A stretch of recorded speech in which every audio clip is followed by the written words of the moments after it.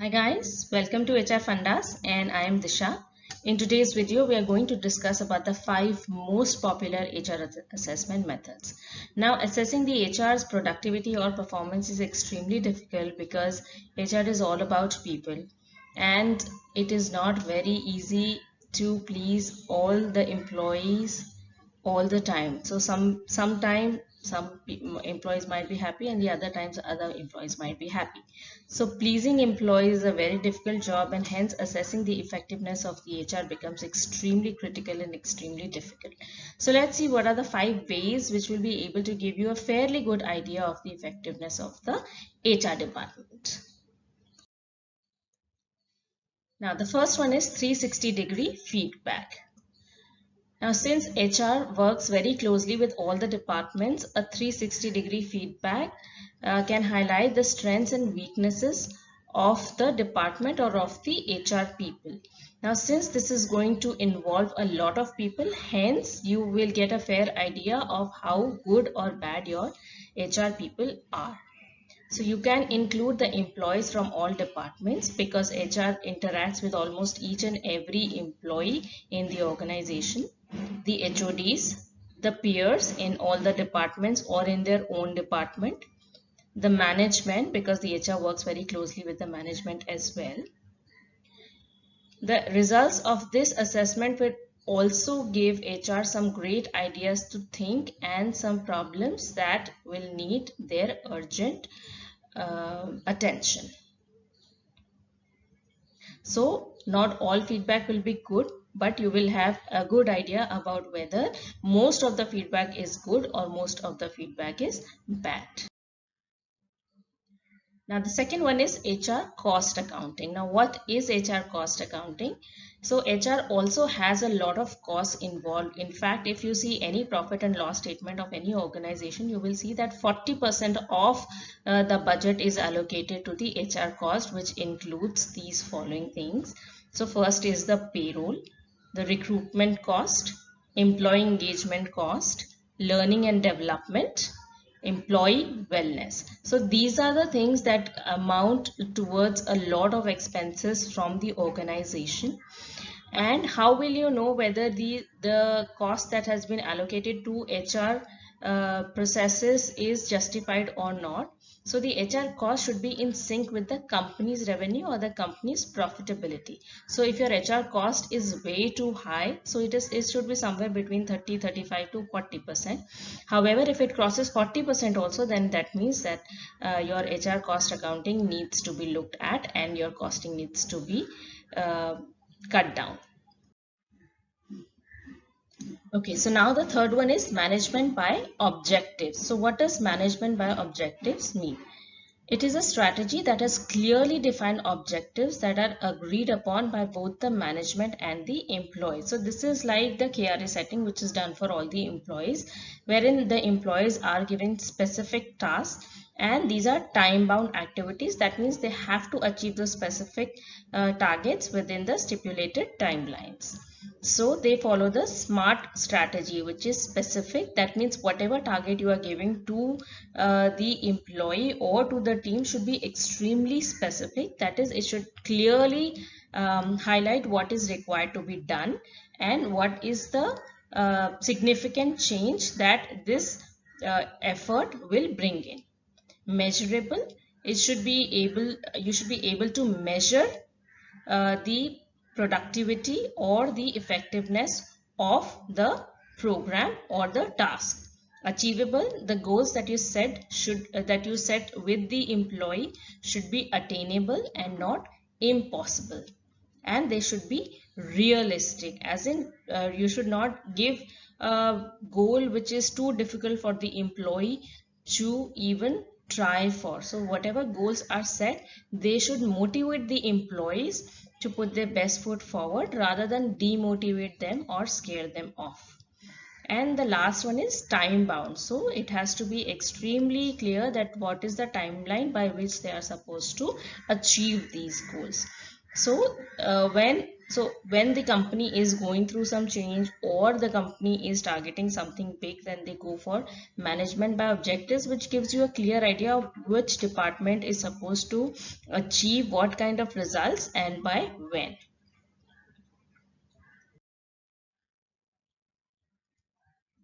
So how do you do the management by objective exercise? So first you set the organizational objectives. So this is a very big exercise which is done at the organization level.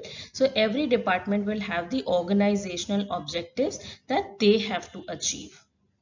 Second is align employees' objectives. So once the objectives for the departments are set, then each and every employee in the department will be given the individual targets to achieve. Monitor performance. Now, as you do in a KRA setting, you have your regular appraisals, quarterly appraisals, half yearly appraisals. So similarly, you will have to track whether the performance is on track or not.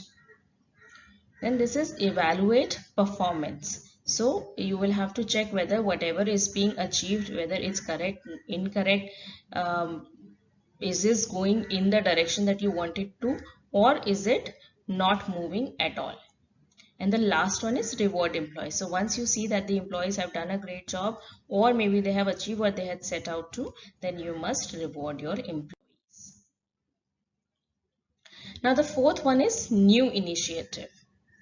Now, as HRs, we have to constantly keep looking out for new ideas to improve the happiness quotient of the organization. So the employees get extremely bored with the same routine, same people, same activities. So it is important that you give them a break, introduce them to new activities from time to time. So what kind of activities can these be? Now these can be related to a policy improvement which makes jobs easier. So for example, if somebody has to apply for a reimbursement, so he needs to collect all the bills and then fill out a form, then give it to the finance department, and then they will take their own time to process it, check it, process it, and then he will get the amount in his account. So rather than that, you can simplify the process. The employee can just upload everything online and he can get it on the within 15 days of uploading it. So it makes everybody's job easier. At the same time, it consumes less time and it improves the happiness quotient of the employee as well. So the second one can be a new training program that helps employees in their career. So there can be specific training programs that you would want to set out for your achievers so that they can also learn during their tenure with the organization, or these are certain programs that will help in their career progression. Employee health and wellness program. So this is something that all organizations are investing in nowadays because employees health is extremely important. So you can conduct some yoga, zumba sessions, or you can give them a club gym membership or a club membership, which does not really cost much, but it adds to a lot of happiness for the employee. Now the next one can be automation of HR processes that benefit employees. So for example, if the employee wants to apply for a leave, or he just wants to go through some policy, so he does not have to queue outside the HR office or just take an appointment from the HR for these small things. You can automate these things so that the employee can access the employee self-service and get all the information from there at any given point of time and whenever he wants to. And the fifth one can be skill enhancement programs for succession planning. So every employee in his or her career wants to grow. So if you can give them ample opportunities for growth within the organization, then they will really be thankful to the organization and the attrition level will also come down.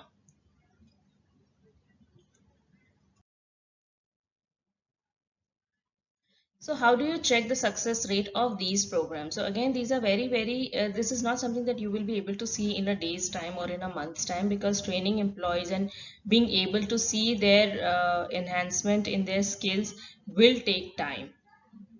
So the first criteria can be employee participation. So when you roll out any program or any activity, even if it's a fun activity, you can gauge from the level of the employee participation. If a lot of employees participate, that means they really like the activities and they look forward to such activities. Whereas if you see a very low participation, then it means that the employees don't really want these kind of activities and they see it as unnecessary and a waste of time. Now, how many employees actually avail the benefits? So, for example, if even if you give them the gym membership and maybe some free sessions for Zumba and yoga, how many employees did actually turn up for these events? This is also a good indicator of whether your employees want these kind of activities or not. So, you have to be watchful before you decide any such activities in the future. Now, the third way of finding out can be you can do a quick pulse survey, which will, after introducing these programs, so that you can check the effectiveness of the programs, or you can see the employees' opinion. So, if you have a big team, or you have employees who don't really want to share their feedback in open, then pulse surveys can be, it does not have to be a very long survey. It can be like 4 or 5 questions, and you can have it for the specific activity or for the specific task. You can just roll it out, ask for employee feedback, and you will be able to gauge how happy or unhappy the employees are.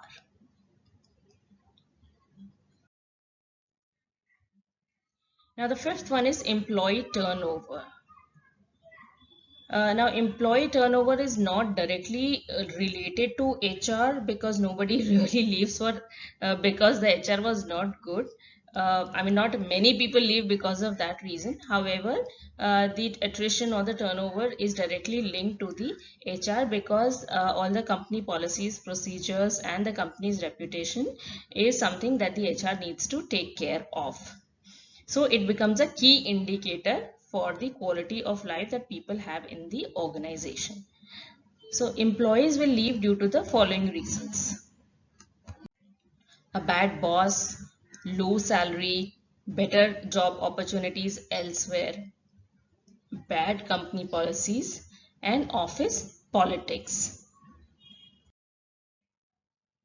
So for all these reasons, HR needs to look out for areas of improvement and remove all the bottlenecks or the problems for the employees. A bad boss will definitely not be transformed overnight, and nor can you get rid of the office politics in the organization within a day. So all these things do bring in bad reputation for the company. So as an HR, you need to intervene, you need to frame policies and procedures that involve assessing candidates during the hiring. So you know that you are not hiring the wrong person. Oh, frequently you can do the salary benchmarking, at least do it once a year, so you would know what are the salaries that are being offered in other organizations. Create better opportunities for your employees within the organization, and frame policies which protect the rights of the employees and make the company a great place to work. So these are some ways in which you can figure out whether your employees are happy or not happy with the initiatives or with your existing processes, and also it will be an indicator of what you can do to make them better. So I hope you will like this video, and if you do, please give it a thumbs up, and thank you so much for watching. Bye bye.